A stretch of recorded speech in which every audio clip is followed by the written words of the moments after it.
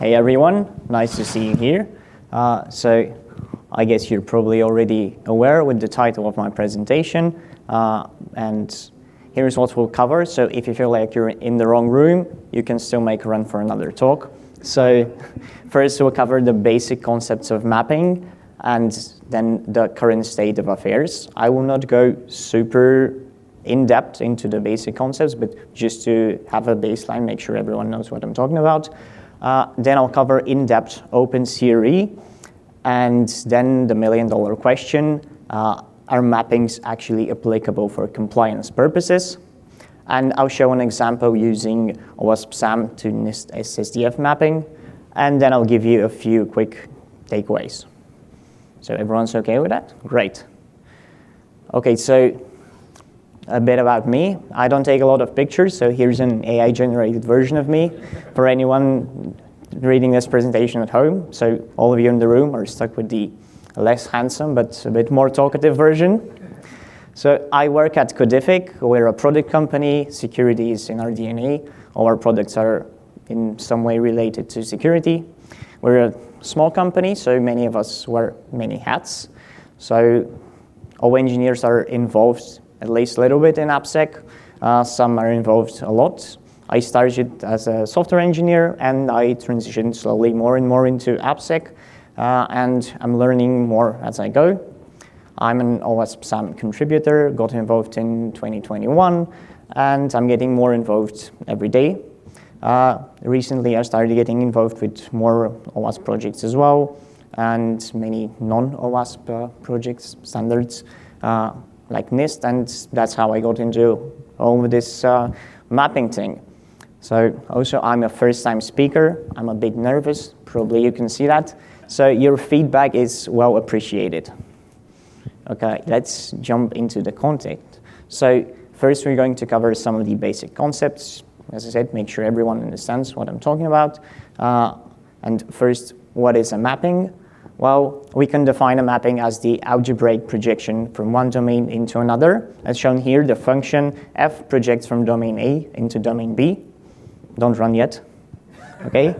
It just takes an apple, gives you an orange in simple terms. So that's it. In our case, instead of apples and oranges, we have different security standards. They are noticeably less tasty, but so let's go a bit more in depth. So what are mappings and why do we need them? Well, another way to define them, they are descriptions of relationships between concepts of different standards or frameworks. And they're essential for translating and aligning said standards and frameworks. And they help organizations better understand how the different guidelines and best practices and the regulations relate to each other and how they affect those organizations. Then we have the subject of target audience and purpose. So target audiences can vary from researchers to security professionals, compliance officers, business executives, or even automated tooling and technologies. And it's important to have a clear target audience in mind when building a mapping, and you should align with their expected knowledge and skills. And the purpose of a mapping is to create a bridge between different standards. But furthermore, it can be for educational purposes. It can be to help facilitate compliance efforts. I hope a lot of you are interested in that. So we have concept types and abstraction level. So mappings involve matching similar concepts across different standards. And we need to take into account the abstraction levels and the relationships between them. This ensures that equivalent security measures are identified and aligned. So we can map from apples to oranges. We can map from an apple tree to an orange tree. If we map from an apple tree to an orange, it's a bit more difficult. So we should align as close as possible those abstraction levels. Of course, they don't always match up perfectly, but we should do it as close as possible. So one more thing, direction and exhaustiveness. Mappings can be unidirectional or bidirectional, and they can vary in their exhaustiveness. So a fully exhaustive mapping is not always necessary, and in many cases, such as when mapping between vastly different domains, or you have indirect or loose relationships, they provide very little value, so sometimes you might even skip them. And when relationships are not in line with the mapping's intended use or target audience, as I mentioned, they can also be omitted. So a bit more about relationships. There is a few different types of relationships. So first we have related, which is, as you guessed it, very generic. Those concepts are similar in some way. It's the most generic form. And we have supports, which is one concept enhances or supports the implementation of another. We have all the set relationships, which are disjoint, intersecting, subset, superset, or equality. So disjoint is a trivial one. Those things are not related at all. Usually it's omitted. Intersection means there is some commonality between those two things, not really specifying what. And subset or superset, we have one thing that contains the other, or the other way around. Equality means they're pretty much the same thing.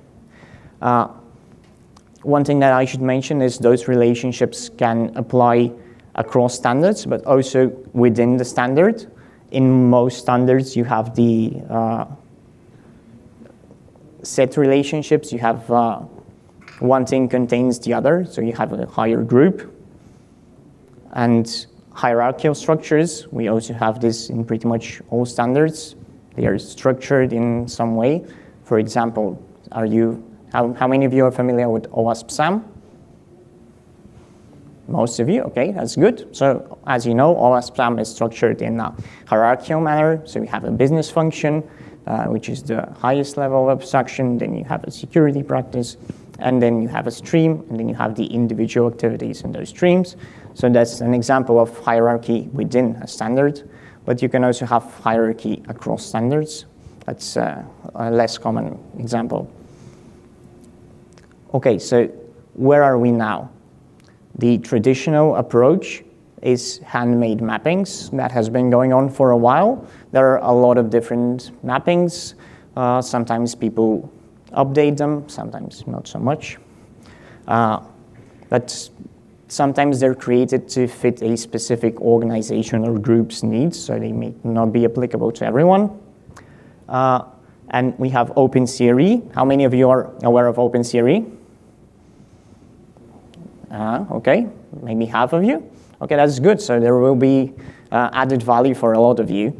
So OpenCRE is an OWASP project that aims to solve the problem of mappings, and I will cover it in more detail later.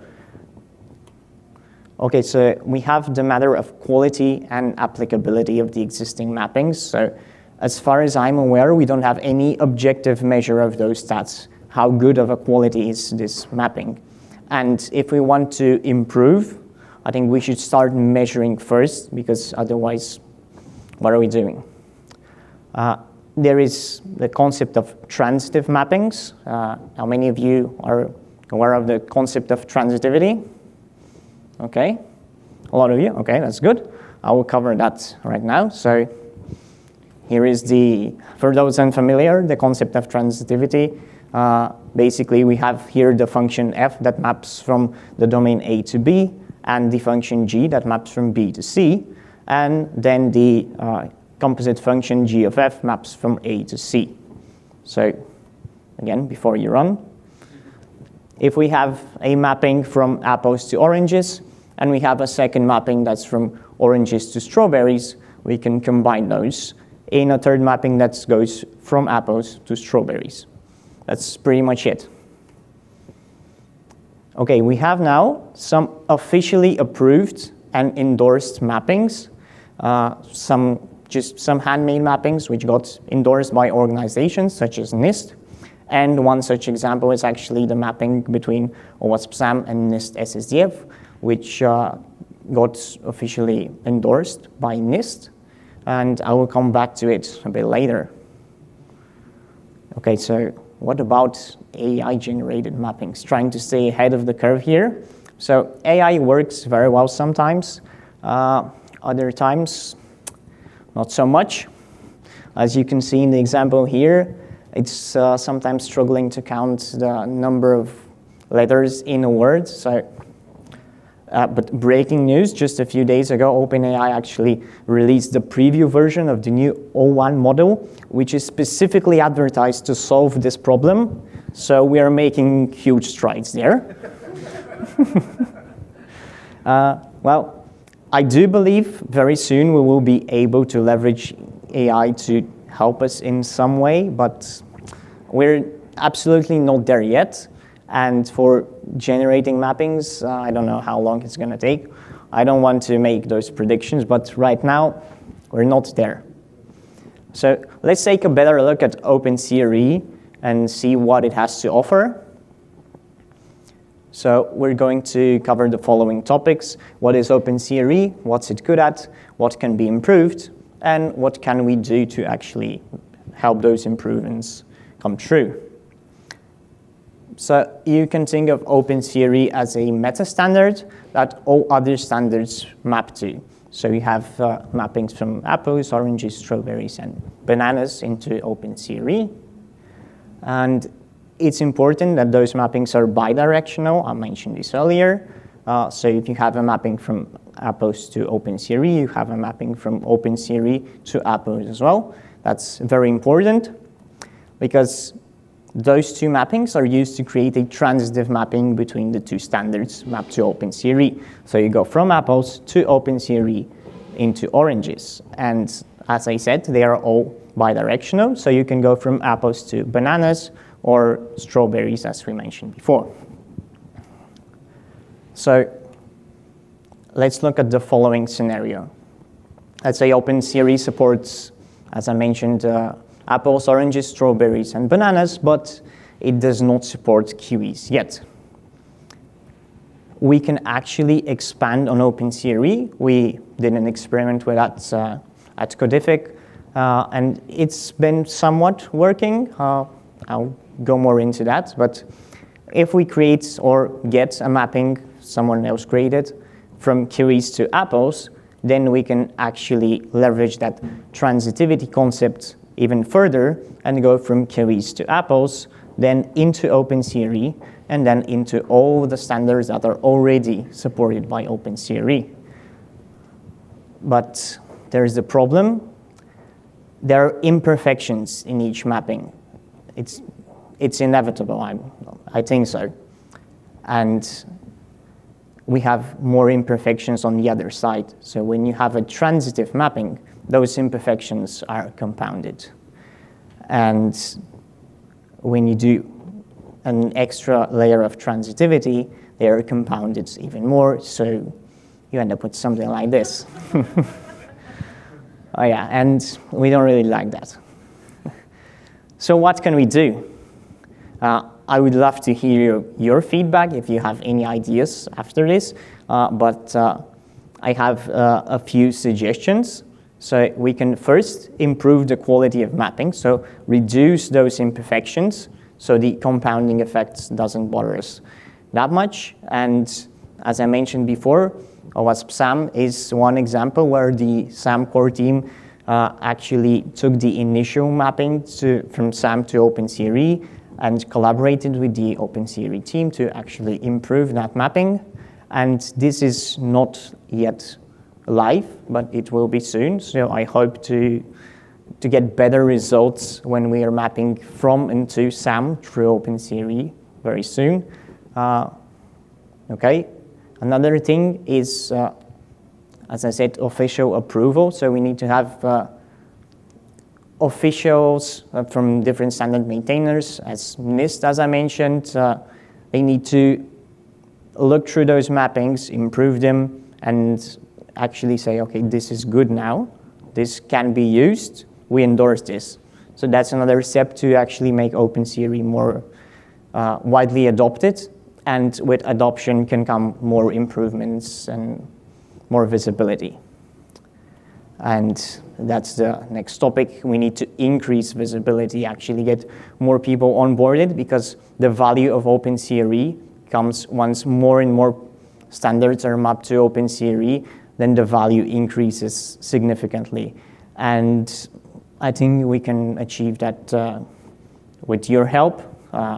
If if you know someone, if you have a social media presence, if you have a presence on LinkedIn, whatever, just shout out to OpenCRE. Maybe someone sees it. Maybe you have a friend working at NIST. That would be great.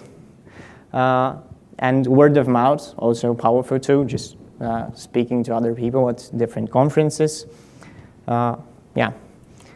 Incremental improvements over time. Obviously, I believe in the near future, as it gets more popular, incremental improvements will increase the quality.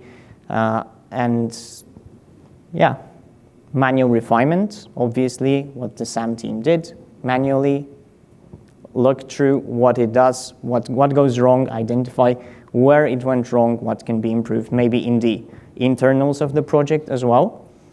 And I truly believe OpenCRE will become the cornerstone of our move from the current state of 1 million segregated and isolated standards to a communicative network where standards can exchange ideas and improve together.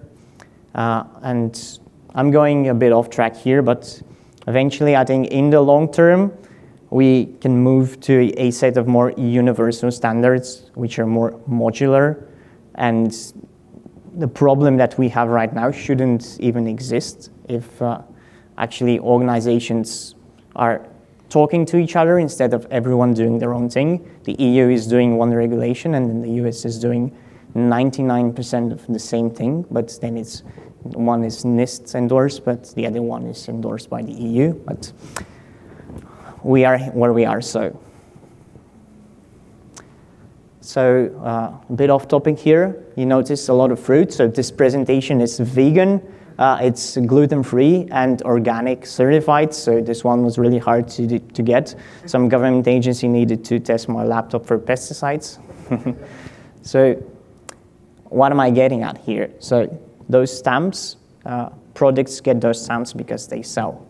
And you need the stamp. Like it or not, you need it. You need certifications. So how many of you don't care about certifications at all? No one? Okay. That was expected. So like it or not, you need the compliance. You need the stamp. So the million-dollar question is, can we leverage mappings for compliance purposes? I was hoping to have audio here, but I don't. So unfortunately, perhaps is the most definitive answer you will get, but don't despair, as we will explore some practical examples of how mappings can be helpful in the compliance efforts, and we'll outline some obstacles that we have faced and some unknowns. And I will be using OWASP SAMM to NIST SSDF mappings for the examples here. We don't have time to go deep and wide, so I will cover some of the overarching issues here. So first of all, SSDF is technically not a compliance framework, neither is SAMM, but I'm using this because this is an example that we have right now. Hopefully soon we'll have NIST 853 as well mapped, and I might cover that in maybe a further presentation at next conference maybe. But right now we're using NIST SSDF as an example. But SSDF is well related to other NIST standards. As I mentioned, 853. It relates to FedRAMP as well. So translating from SAMM to SSDF is already a big step towards compliance. So let's take a step back the previous topic and compare the mappings generated by OpenCRE to the official mapping from SAMM to SSDF that I mentioned earlier. And I analyzed the accuracy of the OpenCRE mapping compared to the official one. And I have two values that I will show. So first is the percentage of relationships in the official mapping that were also present in the OpenCRE generated one. And the second one is the percentage of relationships in the OpenCRE mapping that were not in the official mapping. So you can think of it as the first one is the percentage of the left circle, of the intersection from the left circle, and the other one is the percentage of the red part from the entire red circle. I don't know if that's very clear, but I hope it is. So moving on to the actual data. So as you can see here, numbers are not too hot, and what is striking me is the percentage of noise in the OpenCRE mapping. It's broken down by the business functions in SAMM. So those of you who are unfamiliar with SAMM, for those of you who are, you probably figured it out already, but it's broken down into the business functions. I don't really have time to dive deep into each individual item. If you want, you can ask me on LinkedIn or ask me later. I have the entire data if you want to check it out. But yeah, it's not too bad, but it's not ideal. So as I mentioned, the refined mapping on the SAMM side is not live yet. So this is probably going to improve those numbers a bit, but to actually get them close to the official mapping, we need to improve the other side of this transitive mapping. So we need to get NIST involved to have them actually map SSDF to OpenCRE better to reduce those imperfections there. Maybe we'll get those numbers even higher then. And I brought this up, I'm using SSDF here because I actually have the official approved mapping as a benchmark to compare to. And if we can use OpenCRE to map to NIST 853, but we don't have an official mapping to compare to. We don't have a benchmark, so we don't really know if we're getting garbage or we're getting gold. So I think the best approach right now is to maybe use the OpenCRE mapping and manually go through it, verify, okay, is this thing actual relationship or maybe it's bullshit. But you need to have a lot of experience with both frameworks to actually do that. So for a lot of people, it's not a viable approach yet. So another issue we face is we're mapping from a maturity model where each item is scored on a gradient from 0 to 3 to a model where items have a binary score. So SSDF is yes, no. SAMM is a maturity model, so each item has a score from 0 to 3. So for example, let's look at, that's an actual relationship. So this element from SAMM is mapped to this element from NIST SSDF. And let's just assume you have a score of 2 on this element in SAMM. So what does that mean for NIST SSDF? Is that a yes? Is that a no? We don't really know. We need to define a cutoff point, but that can be different for each activity in SAMM. And what's more, each activity in SAMM is split into 3 sub-activities, and SSDF doesn't have this level of granularity. So the actual item from this SAMM activity that is relevant to the SSDF activity can be only one of those 3. And in this case, you can have maybe a perfect score on the first 2. So you have a score of 2, and then you have a score of 0 for the third one, which is actually relevant for the SSDF. That's just an example. I'm not saying that's the case here, but it could very well be. So we don't really have a way to translate SAMM scores into NIST SSDF, yes or no. This is a roadblock right now, and it's an unknown problem. We don't have the solution yet. I'm not presenting a solution right now. If you have it, please tell me. I'll be glad to hear. So nonetheless, if you have the SAMM assessment, you can quickly gauge approximately where you are. If you have a 2.8 somewhere, well, that's probably a yes. If you have a 0.2, that's more likely a no. So you can still glance at this and have an idea in your head, okay, we're quite ready or we're very far, but we don't have a clear-cut yes-no question answer here.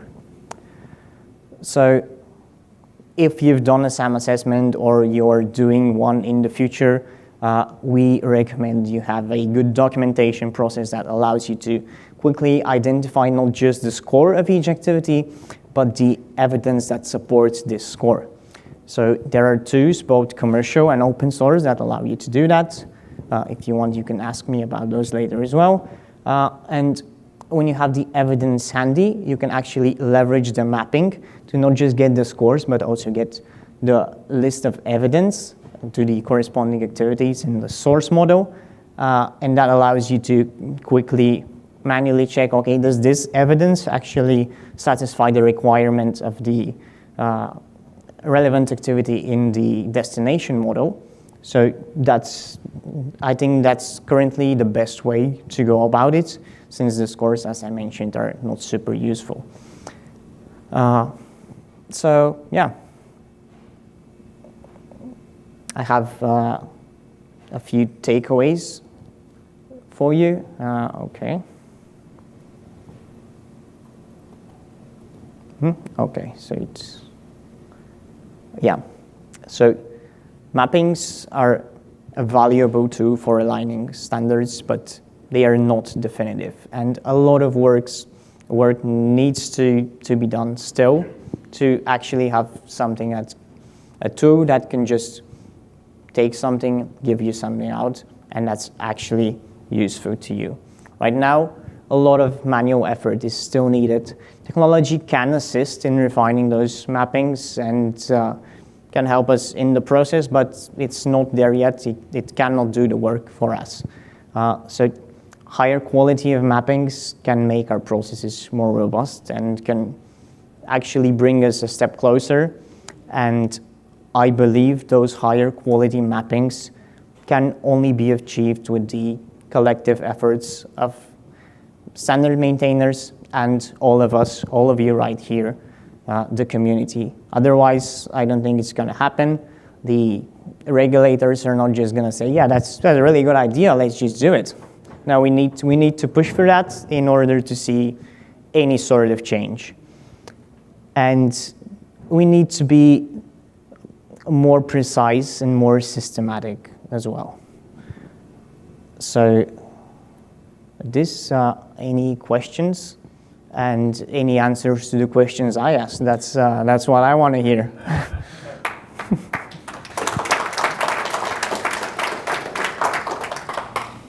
Okay.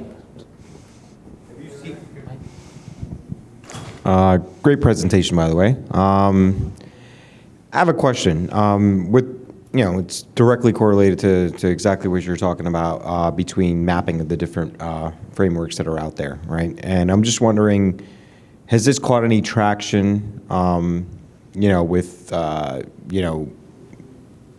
other folks that are out there that may be using this type of mapping that's there, but unofficially, obviously, because it's not like, the regulators obviously are not involved at this point in time, but do you know of this being utilized anywhere for, purposes of like trying to internally assess their own selves, being a corporation that uses multiple, frameworks, this could be very useful. I guess my question is like, are there actually people out there, or is there data out there supporting this? Yeah, great question. And I would also like to know, but corporations aren't actually running heel over toe to tell everyone what they're doing, and that's a big issue.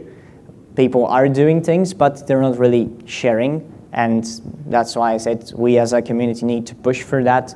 And if you're working for a corporation that is actually doing something like that, I would love for you to share information, what you're doing, what went wrong. But currently, maybe they are, but no one's saying anything. It's dead quiet. So, are there any plans to basically have like a forum for this community to kind of keep engaged and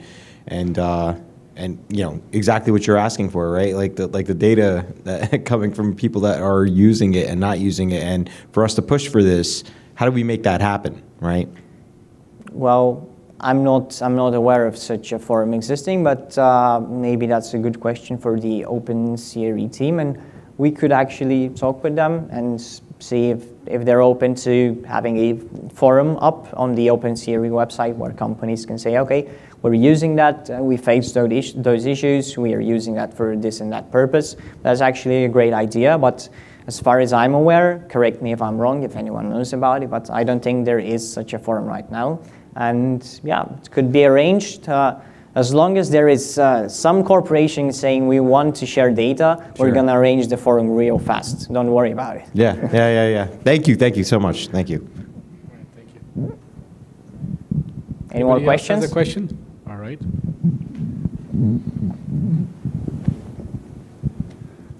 Are you familiar with the secure controls framework?